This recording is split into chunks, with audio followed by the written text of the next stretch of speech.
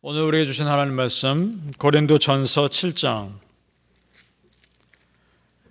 8절에서 14절까지 말씀 보겠습니다. 고린도전서 7장 8절에서 14절까지 말씀, 신약성경 270페이지에 있습니다. 고린도전서 7장 8절에서 14절 시작.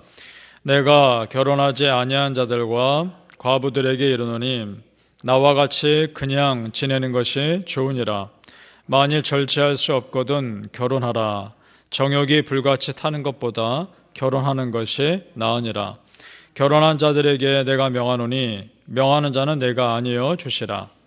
여자는 남편에게서 갈라서지 말고 만일 갈라섰으면 그대로 지내든지 다시 그 남편과 화합하든지 하라. 남편도 아내를 버리지 말라. 그 나머지 사람들에게 내가 말하노니 이는 주의 명령이 아니라 만일 어떤 형제에게 믿지 아니하는 아내가 있어 남편과 함께 살기를 좋아하거든 그를 버리지 말며 어떤 여자에게 믿지 아니하는 남편이 있어 아내와 함께 살기를 좋아하거든 그 남편을 버리지 말라. 믿지 아니하는 남편이 아내로 말미암아 거룩하게 되고 믿지 아니하는 아내가 남편으로 말미암아 거룩하게 되나니 그렇지 아니하면 너희 자녀도 깨끗하지 못하니라. 그러나 이제는 거룩하니라. 아멘. 오늘도 예배하신 은혜가 우리 성도님들께 함께 하시기를 예수님 이름으로 축복합니다. 아멘. 자, 오늘은 크리스찬의 결혼관에 대한 말씀입니다. 크리스찬이 결혼에 대해서, 믿음의 가정에 대해서 어떻게 생각할 것인가에 대한 중요한 말씀이죠. 우리가 알기로 바울 사도는 여러분 어떻게 알고 계십니까? 평생 결혼하지 않고 독신으로 살다가 선교 사명 평생 그렇게 살다가 순교당한 사람으로 기억되죠. 그래서일까요? 오늘 우리 7장을 처음부터 끝까지 쭉 읽어보시면 바울 사도가 말하는 그 전체적인 뉘앙스가 결혼보다는 가능하면 할 수 있다면 독신으로 살다가 그렇게 믿음의 삶을 사는 것을 더 선호하는 것처럼 그렇게 보여집니다. 우리가 지금 8절에 14절 읽었지만 여러분 끝부분을 보시죠. 38절을 먼저 보시기 바랍니다. 제가 읽습니다. 38절. 그러므로 결혼하는 자도 잘하거니와 결혼하지 아니하는 자는 더 잘하는 것이니라. 그 다음 40절 보겠습니다. 그러나 내 뜻에는 그냥 지내는 것이 더욱 복이 있으리로다. 아멘. 거기까지 보겠습니다. 자, 여러분 어떠세요? 이 말씀만 놓고 보면은 결혼하는 것보다는 하지 않고 믿음 생활 잘 하다가 하나님 나라 가는 것이 훨씬 더 좋은 것이다 라고 여겨집니다. 그렇죠? 그렇게 들려집니다. 자, 그런데 바울 사도가 이렇게 말씀 전하는 이유는 그만큼 우리가 하나님께 집중하는 것이 어렵기 때문입니다. 여러분 생각해 보십시오. 결혼하면 생각할 것이 너무 많아집니다. 일들이 참 많아지고 챙길 일들이 참 많습니다. 남편과 아내의 관계도 그렇고 부모와 자녀의 관계도 그렇고 결혼이라는 것은 집안과 집안의 만남이기에 또 거기서 오는 많은 일들이 있습니다.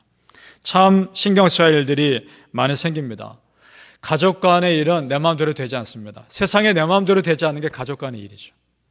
그리고 가장 가까이 있는 사람과의 관계가 제일 어려운 겁니다. 그래서 바울 사도는 오늘 말씀에서 결혼하는 것도 물론 아름답고 좋은 일이지만 그가 무엇을 걱정하고 염려하는지를 잘 말하고 있는 겁니다. 그것이 32절에서 34절에 나옵니다. 우리 같이 한번 읽어보죠. 32절에서 34절 시작. 너희가 염려 없기를 원하노라. 장가가지 않은 자는 주의 일을 염려하여 어찌하여야 주를 기쁘시게 할까 하되 장가간 자는 세상 일을 염려하여 어찌하여야 아내를 기쁘게 할까 하여 마음이 갈라지며 시집가지 않은 자와 처녀는 주의 일을 염려하여 몸과 영을 다 거룩하게 하려 하되 시집간 자는 세상 일을 염려하여 어찌하여야 남편을 기쁘게 할까 하느니라. 아멘. 자, 이 부분인 겁니다. 이 부분을 지금 바울이 염려하고 있는 것인데, 자, 결혼한 사람이 가족에게 신경 쓸 수밖에 없습니다. 그 자체는 나쁜 것이 전혀 아닙니다. 당연히 그래야 하는 것입니다. 만약에 우리가 가정을 믿음으로 세우려고 한다는 것 너무나 아름다운 일인 겁니다. 가정은 하나의 교회이고 또 믿음의 자녀를 양육하는 것은 크리스천의 의무이기 때문이기도 합니다. 여러분 그러시길 바랍니다. 그리고 할 수 있는 한 여러분의 가정이 그렇게 믿음 위에 굳건히 서시기를 축복합니다. 지금 바울 사도가 걱정하는 것은 그런 것이 아닙니다. 무엇을 걱정하느냐? 우리 마음의 중심에 하나님이 아니라 사람이 자리 잡는 걸 걱정하는 것입니다. 그렇게 될까 봐. 그것을 나타내주는 말이 마음이 갈라지며 라는 말입니다. 그러니까 이런 거죠, 여러분. 하나님과 가정 사이에 그 사이에서 내 마음이 둘로 나뉘어지는 것을 말하는 겁니다. 그걸 염려하고 있는 겁니다. 자, 아무리 남편이 중요하고 아무리 아내가 중요하고 아무리 내 자녀가 중요해도 우리 가정의 주인은 하나님이셔야 하는 겁니다. 믿습니까? 그런데 남편과 아내를 기쁘게 하고 자녀를 기쁘게 하기 위해서 만약에 내가 하나님을 기쁘게 하는 일이 아닌 어떤 세상의 결정을 해야 되는 상황이 된다면 그것은 잘못된 것이라는 겁니다. 그것을 염려하고 있는 것이죠. 자, 그렇다면 반대의 상황도 적용되죠. 결혼하지 않고 자신의 믿음에 집중할 수 있는 상황임에도 불구하고 하나님께 집중하지 않고 자기만을 위하는 사람이라면 바울이 보기에는 그 사람은 독신으로 사는 의미가 없다는 겁니다. 그런 메시지가 있는 거죠. 결혼하게 되면 아무래도 내 마음이 혼란에 뺏길 가능성이 너무나 많기 때문에 바울은 그것을 또한 염려하고 있는 것이고요. 그렇게 되지 않기를 바라는 것입니다. 바울 사도의 중심에는 오직 하나님밖에 없는 거죠. 그걸 기준으로 보고 있는 겁니다. 그래서 만약 여러분 어떤 사람이 결혼해서 그 사람 믿음이 더 자랄 가능성이 있다면 바울은 오히려 그 사람 결혼하라고 적극 장려했을 겁니다. 오늘 우리가 좀 전에 읽은 말씀도 그렇고 본문 말씀 8절에서 14절까지도 그리고 16절에 이렇게 말하는 겁니다. 16절 말씀 제가 읽겠습니다. 아내 된 자여 네가 남편을 구원할는지 어찌할 수 있으며 남편 된 자여 네가 네 아내를 구원할는지 어찌할 수 있으리요. 아멘. 그러니까 믿음의 배우자가 믿지 않는 배우자에게 구원의 통로가 될 수 있다는 겁니다. 여러분 믿습니까? 여러분 그렇게 쓰임받을 수 있길 바랍니다. 그것이 소망이죠. 따라서 오해하지 말 것은 바울이 결혼보다 독신을 장려하는 것이 절대 아닙니다. 그것은 이 말씀을 오해하는 겁니다. 중요한 것은 결혼을 하든 하지 않든 그것은 본인 자유입니다. 그러나 마음 가운데 사람 잘 보이기 위한 것이 아니라 하나님께 잘 보이기 위한 마음 가지라는 겁니다. 믿습니까? 그것이 오늘 말씀의 핵심인 겁니다. 자, 우리 성도님들, 우리 마음을 하나님으로부터 멀어지게 하고 하나님의 은혜를 누리지 못하게 하고 집중하지 못하게 하는 일들이 얼마나 많습니까? 그래서 우리가 참 분별을 해야 되는데 바라기는 사람의 일에 매여서 하나님의 일을 소홀히 하는 일이 없기를 바랍니다. 지난 시간에 너희는 너희 자신의 것이 아니라는 말씀 보았죠. 오늘 말씀도 같은 맥락입니다. 우리 23절 말씀 같이 읽겠습니다. 23절 시작. 너희는 값으로 사신 것이니 사람들의 종이 되지 말라. 아멘. 같은 맥락입니다. 이 말씀은 삶의 우선순위를 분명히 해라. 사람이냐 하나님이냐 분명히 하라는 겁니다. 우리의 삶의 우선순위, 바라기는 성도님들, 우리의 삶의 우선순위가 하나님이 되시길 축복합니다. 그래서 우리의 삶에 하나님 마음에 합한 사람이 되고자 하는 소망이 여러분 마음에 가득하시기를 예수님 이름으로 축복합니다. 자, 오늘 말씀을 조금 다른 관점에서 한번 보면 이런 말씀이 되는 거죠. 결혼한 믿음의 가정이 하나님을 가장 우선으로 모시면 그것보다 아름다운 것은 이 세상에 없다는 겁니다. 아멘. 성경에서 예수님과 우리 성도와의 관계를 신랑과 신부의 관계를 묘사하고 있다는 것을 주목해 보아야 합니다. 그만큼 믿음의 가정은 천국에서 예수님과 우리의 관계를 나타내는 모형이기 때문입니다. 그래서 성경은 남편이 아내를 사랑하고 아내가 남편을 존경하라 분명히 말씀합니다. 예수님과 성도의 관계가 그걸 통해 드러나기 때문에 그렇습니다. 그래서 에베소서 5장 22절에서 25절에 이런 말씀이 있습니다. 여러분 많이 들어보셨을 겁니다. 아내들이여 자기 남편에게 복종하기를 주께 하듯 하라.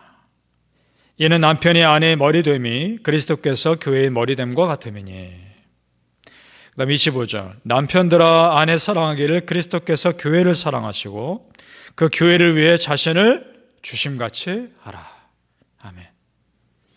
따라서 믿음의 가정, 믿음의 결혼 관계는 이 땅에서 우리가 천국을 연습하는 장소인 줄로 믿습니다.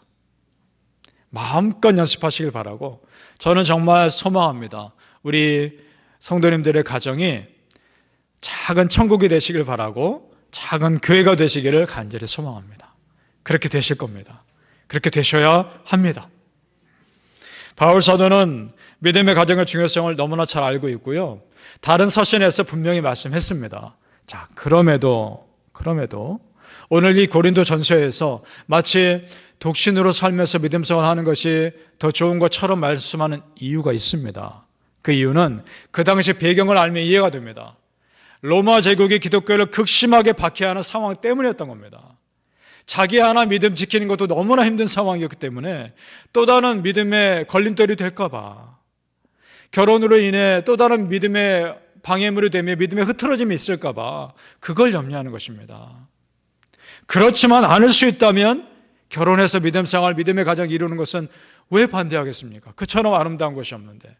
그럴 수 있기를 바라는 것이죠. 자, 그런 사회적인 상황 때문에 독신 생활을 가능한 권면하는 것이지 그것 자체가 성경적인 것은 아니라는 겁니다. 이 부분은 우리가 오해하지 않기를 바랍니다. 여러분, 하나님께서 주신 믿음의 가정, 믿음의 자녀 축복입니다. 믿습니까? 여러분이 주신 믿음의 자녀, 믿음의 가정 축복인 겁니다. 백부장 고넬료의 믿음의 가정 보십시오. 얼마나 아름답습니까?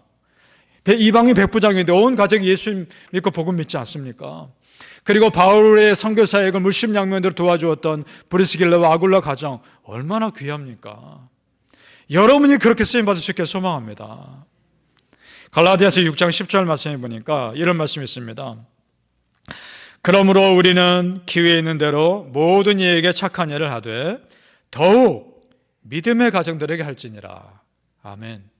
더욱은 최상급입니다. 가장 최우선으로 믿음의 가정에 하란 얘기죠. 그만큼 믿음의 가정을 세우고 축복하는 것이 우리에게 최우선이 되어야 하는 줄로 믿습니다.